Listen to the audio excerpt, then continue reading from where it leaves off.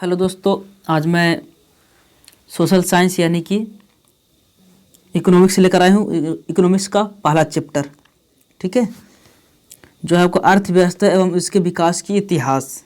ठीक है, पहला चैप्टर है आपको, और इसमें से काफ़ी क्वेश्चन पूछा गया भी है। ठीक है, हमने आपको बताया भी था कि आपको हर चैप्टर का मतलब हर किताब का हर चैप्टर बाय चैप्टर हम आपको सबको सोल्यूशन करा दूंगा। कोई किताब आपको छूटेगा नहीं, बिना आप किताब लिए पढ़ सकते हैं। इस खाली यूट्यूब चैनल से आप लोग जुड़े रहिएगा तो ठीक है, और हमेशा जुड़े रहिए और सबको जोड़िए भी, ताकि उनको भी ये लाभ मिले। मतलब पूरा chapter by chapter her subject का मैं करा दूंगा। ठीक है, चलिए आज है इकोनॉमिक्स मतलब अर्थशास्त्र का आज पहला चैप्टर है। आपको देखिए पहला क्वेश्चन आपको, अर्थव्यवस्था के कितने प्रमुख क्षेत्र हैं? ए में 1, बी 2, सी 3 और डी 4। तो पहला के आंसर हो जाएगा ऑप्शन नंबर सी 3। अर्थव्यवस्था के 3 क्षेत्र हैं। ठीक है, दूसरा है, निम्नलिखित में कौन से देश में मिश्रित अर्थव्यवस्था है? मिश्रित का मतलब होता है मिली जुली, मतलब कि सार्वजनिक, प्राइवेट और सरकारी दोनों होती है। ए अमेरिका है, बी चीन है, सी भारत है और डी इनमें से कोई नहीं। तो दूसरा का आंसर हो जाएगा ऑप्शन नंबर सी भारत। चलिए तीसरा है, निम्न में कौन प्राथमिक क्षेत्र कहा जाता है? देखिए कितना बार पूछा गया है। ए सेवा क्षेत्र, बी कृषि क्षेत्र, सी औद्योगिक क्षेत्र और डी इनमें से कोई नहीं। तो तीसरा का आंसर हो जाएगा ऑप्शन नंबर बी, कृषि क्षेत्र को हम लोग क्या कहते हैं? प्राथमिक क्षेत्र कहा जाता है। ठीक ना, चलिए अगला आपको, भारत में सेवा क्षेत्रों को सामान्यतः कितने भागों में बांटा जा सकता है? ए 2, बी 4, सी 6 और डी 8। तो 4 के आंसर हो जाएगा ऑप्शन नंबर बी। ओ सॉरी, बी नहीं है, आपको ऑप्शन नंबर ए है 2। ठीक है, चलिए हैं 2 भागों में बांट देंगे। पांचवा आपको, भारत की राष्ट्रीय आय में किस क्षेत्र का सर्वाधिक योगदान है? ए प्राथमिक क्षेत्र, बी द्वितीय क्षेत्र, सी तृतीय क्षेत्र और डी विदेश क्षेत्र। तो 5 का आंसर हो जाएगा ऑप्शन नंबर सी तृतीय क्षेत्र। छठा है आपका, अर्थव्यवस्था आजीविका अर्जन की एक प्रणाली है, यह कथन किसका है? A Adam Smith, B Brown Keynes, C Marshall और डी आर्थर लेविस। तो छठा का आंसर हो जाएगा option number B Brown Keynes. सातवां क्वेश्चन है, आर्थिक क्रियाओं का उद्देश्य होता है? ए जीविकोपार्जन, बी मनोरंजन, सी ए और बी दोनों और डी इनमें से कोई नहीं। तो 7 के आंसर हो जाएगा ऑप्शन नंबर ए जीविकोपार्जन। ठीक है, चलिए 8 है, श्वेत क्रांति का संबंध अर्थव्यवस्था के किस क्षेत्र से है? ए प्राथमिक क्षेत्र, बी द्वितीय क्षेत्र, सी तृतीय क्षेत्र और डी इनमें से कोई नहीं। तो 8 के आंसर हो जाएगा ऑप्शन नंबर ए प्राथमिक क्षेत्र। ठीक है, 9 है, भारत का कौन सा आर्थिक क्षेत्र सबसे बड़ा है? ए प्राथमिक क्षेत्र, बी द्वितीय, सी तृतीय क्षेत्र और डी इनमें से कोई नहीं। तो 9 का आंसर हो जाएगा ऑप्शन नंबर सी तृतीय क्षेत्र। 10वां है, किस क्षेत्र को द्वितीय क्षेत्र कहा जाता है? ए सेवा क्षेत्र, बी कृषि क्षेत्र, सी उद्योग क्षेत्र और डी इनमें से कोई नहीं। तो 10 के आंसर हो जाएगा ऑप्शन नंबर सी उद्योग क्षेत्र। 11 है, शिक्षक द्वारा अपने पुत्र को पढ़ाना कौन सी क्रिया है? ए आर्थिक, बी अनार्थिक, सी दोनों ही और डी इनमें से कोई नहीं। तो 11 का आंसर हो जाएगा ऑप्शन नंबर बी अनार्थिक। 12 आपका, इनमें किसका अर्थव्यवस्था में योगदान नहीं होता? ए कृषि, बी उद्योग, सी बैंकिंग और डी काला बाजारी। तो 12 के आंसर हो जाएगा ऑप्शन नंबर डी काला बाजारी। 13, भारत की आर्थिक व्यवस्था है? ए समाजवादी, बी पूंजीवादी, सी मिश्रित और डी इनमें से कोई नहीं। तो 13 के आंसर हो जाएगा ऑप्शन नंबर सी मिश्रित। 14 है, वर्तमान समय में आर्थिक विकास में किस क्षेत्र का योगदान सर्वाधिक है? ए कृषि क्षेत्र, बी उद्योग क्षेत्र, सी सेवा क्षेत्र, डी ए और बी दोनों। तो 14 के आंसर हो जाएगा ऑप्शन नंबर सी सेवा क्षेत्र। 15 है, आर्थिक विकास का तीसरा क्षेत्र क्या है? ए कृषि क्षेत्र, बी विज्ञान क्षेत्र, सी शिक्षा क्षेत्र और डी सेवा क्षेत्र। तो 15 के आंसर हो जाएगा ऑप्शन नंबर डी सेवा क्षेत्र। 16 है आपका, इन आर्थिक क्रियाओं में कौन प्राथमिक क्षेत्र से संबंधित नहीं है? ए मत्स्य पालन, बी बैंकिंग, सी खनन और डी वन। ठीक है, चलिए तो 16 का आंसर हो जाएगा ऑप्शन नंबर बी, बैंकिंग जो है वे प्राथमिक क्षेत्र से संबंधित नहीं है। चलिए 17, एक समाजवादी अर्थव्यवस्था में सर्वाधिक बल किस पर दिया जाता है? ए आर्थिक स्वतंत्रता, बी उत्पादन कुशलता, सी अधिकतम लाभ अर्जन, डी लोक कल्याण। तो 17 के आंसर हो जाएगा ऑप्शन नंबर डी लोक कल्याण। 18 है, अर्थव्यवस्था के किस क्षेत्र से हरित क्रांति संबंधित है? ए प्राथमिक क्षेत्र, बी द्वितीयक क्षेत्र, सी तृतीयक क्षेत्र और डी इनमें से कोई नहीं। तो 18 के आंसर हो जाएगा ऑप्शन नंबर ए प्राथमिक क्षेत्र। चलिए 19 है, योजना आयोग को भांग कर कौन सा आयोग बना? ए नीति आयोग, बी वित्त आयोग, सी राज्य वित्त आयोग और डी इनमें से कोई नहीं। तो 19 के आंसर हो जाएगा ऑप्शन नंबर ए नीति आयोग। ठीक है, चलिए 20 है, भारत में योजना आयोग का गठन कब किया गया था? ए 15 मार्च 1950, बी 15 सितंबर 1950, सी 15 अक्टूबर 1951 और डी इनमें से कोई नहीं। तो 20 के आपका आंसर हो जाएगा ऑप्शन नंबर ए 15 मार्च 1950 को। ठीक है, चलिए 21 आपको नीति यानी नीति योजना जिसको आयोग भी बोलते हैं, आयोग का अध्यक्ष कौन होता है? ए राष्ट्रपति, बी उपराष्ट्रपति, सी प्रधानमंत्री और डी राज्यपाल। तो 21 का आंसर हो जाएगा ऑप्शन नंबर सी। ठीक है, प्रधानमंत्री। 22 आपका भारत में नीति आयोग की स्थापना कब हुई? ए 1 जनवरी 2015, बी 1 जनवरी 2016, सी 1 अप्रैल 2015 और डी 1 अप्रैल 2014। तो 22 का आपको आंसर हो जाएगा ऑप्शन नंबर ए 1 जनवरी 2015 को भारत में नीति आयोग लागू किया गया। 23 है, भारत में विकास की नीति कौन सी संस्था बनाती है? ए योजना आयोग, बी राष्ट्रीय विकास परिषद, सी नीति आयोग और डी इनमें से कोई नहीं। तो 23 की आपको हो जाएगा आंसर ऑप्शन नंबर सी नीति आयोग। 24 आपको भारत की आर्थिक व्यवस्था है? ए सकल राष्ट्रीय उत्पाद, बी प्रति व्यक्ति आय, सी आर्थिक कल्याण का आधार, डी इनमें से सभी। तो 24 का आंसर हो जाएगा ऑप्शन नंबर डी इनमें से सभी। 25 है, भारत में आर्थिक विकास का मुख्य श्रेय दिया जाता है? ए पूंजी, बी सेवा, सी नियोजन और डी व्यापार। तो 25 का आपको आंसर हो जाएगा ऑप्शन नंबर सी नियोजन। 26 है, आर्थिक विकास की माप करने के लिए एक उचित सूचकांक है? ए राष्ट्रीय आय, बी प्रति व्यक्ति आय, सी उपभोक्ता और डी जीवन प्रत्याशा। तो 26 का आंसर हो जाएगा ऑप्शन नंबर बी प्रति व्यक्ति आय। चलिए 27 है, राष्ट्रीय विकास परिषद का अध्यक्ष कौन होता है? ए वित्त मंत्री, बी प्रधानमंत्री, सी दोनों और डी राष्ट्रपति। तो 27 के आंसर हो जाएगा ऑप्शन नंबर बी प्रधानमंत्री। 28 है, किस आधुनिक यंत्र के आगमन के बाद सूचना शिक्षा एवं ज्ञान सर्वसुलभ हो गया है? ए मोबाइल फोन, बी कंप्यूटर, सी कैलकुलेटर और डी इनमें से कोई नहीं। तो 28 के आंसर हो जाएगा ऑप्शन नंबर बी कंप्यूटर।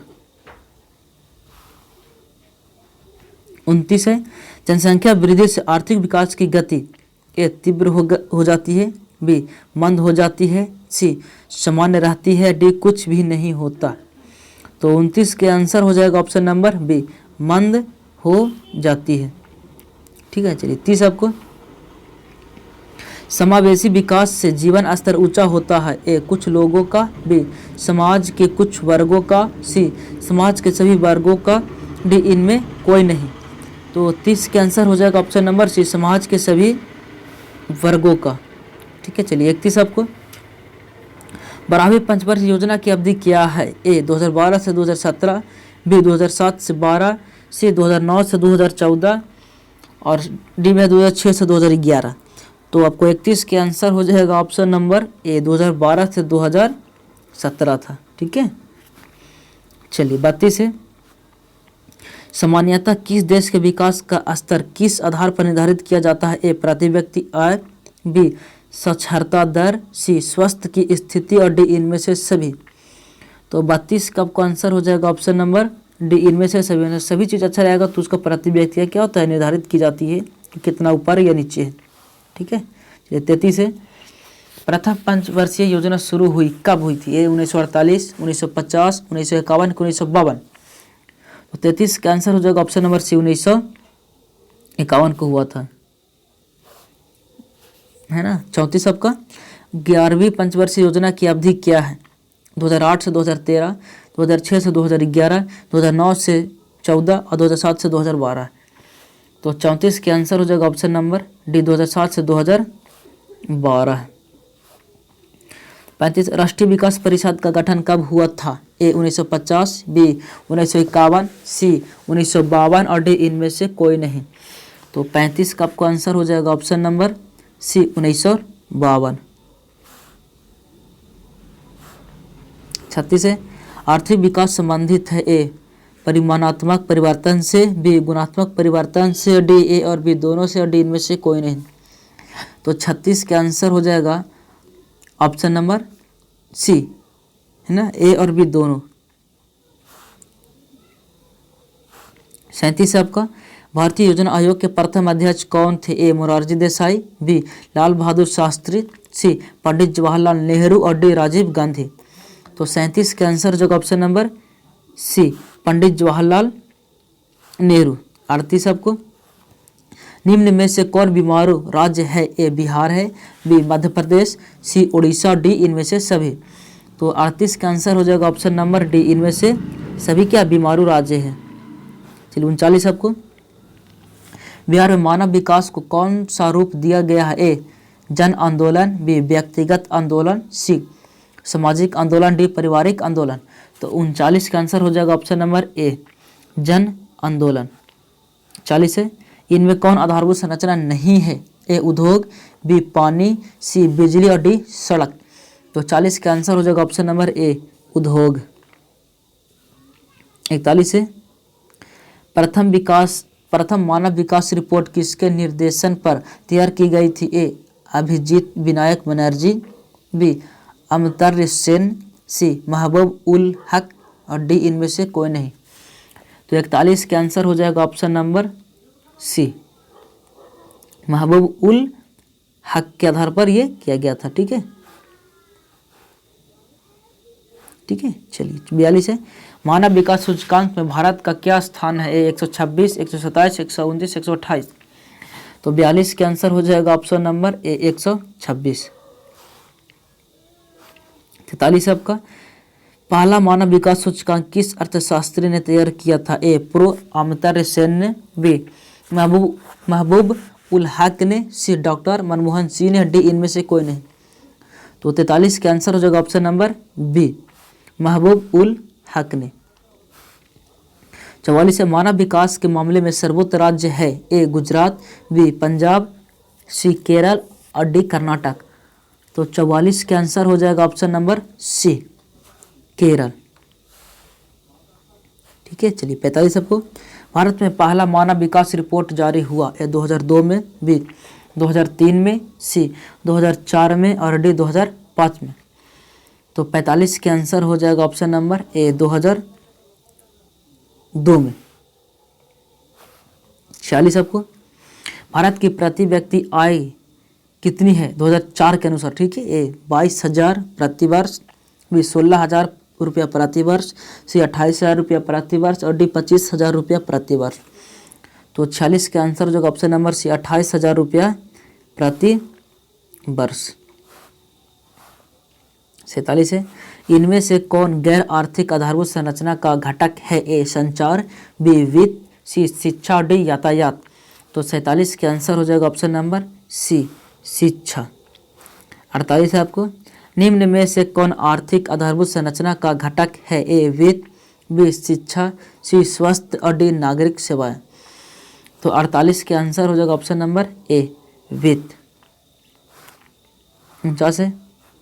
किसी ने कहा बिहार के विकास के बिना भारत का विकास संभव नहीं है? ए डॉक्टर APJ अब्दुल कलाम, बी नरेंद्र मोदी, सी डॉक्टर राजेंद्र प्रसाद और डी इनमें से कोई नहीं। तो 49 का आंसर हो जाएगा option number A doctor APJ Abdul Kalam. 50 है, बिहार में किसकी प्रधानता है? ए उद्योग, बी पशुपालन, सी खनिज और डी कृषि। तो 50 के आंसर हो जाएगा ऑप्शन नंबर डी, कृषि।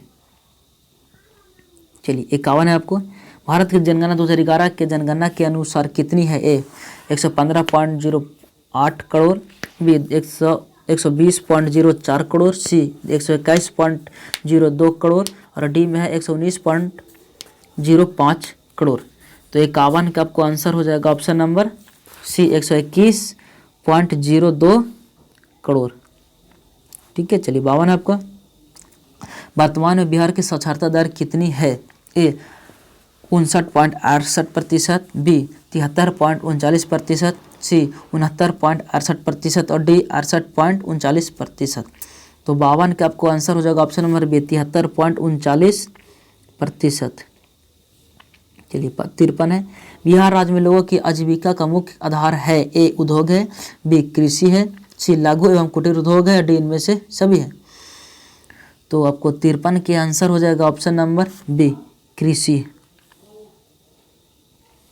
54 है, बिहार के जनसंख्या 2011 के जनगणना के अनुसार कितनी है?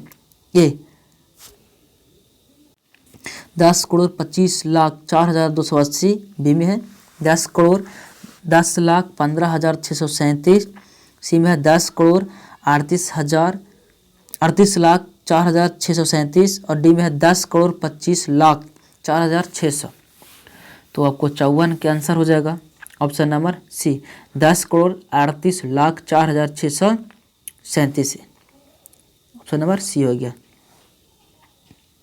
चलिए 55 आपको, बिहार के विकास में एक बहुत बड़ी बाधा है, क्या है? ए अकाल, बी बाढ़, सी सुखाड़ और डी इनमें से कोई नहीं। तो 55 का आपको आंसर हो जाएगा ऑप्शन नंबर बी, बाढ़। ठीक है, चलिए 56 है आपको, विकास दर के मामले में कौन सा राज्य अग्रणी, मतलब कौन सा राज्य आगे है? देखिए आपको ऑप्शन यहाँ पर मिलेगा आपको, केरल है, बी गुजरात है, सी पंजाब है और डी हरियाणा है। तो 56 का आपको आंसर हो जाएगा ऑप्शन नंबर बी, गुजरात। 57 है आपको, 2011 के जनसंख्या के अनुसार बिहार में कुल कितने प्रतिशत लोग साक्षर हैं? ए 60.96, बी 63.50 और सी 63.82 और डी 60.81। तो 57 का आपका आंसर हो जाएगा ऑप्शन नंबर सी 63.82। 58 है, बिहार राज्य है? ए उद्योग प्रधान, बी पशुपालन प्रधान, सी खनिज प्रधान और डी कृषि प्रधान। तो 58 के आंसर हो जाएगा ऑप्शन नंबर डी, कृषि प्रधान।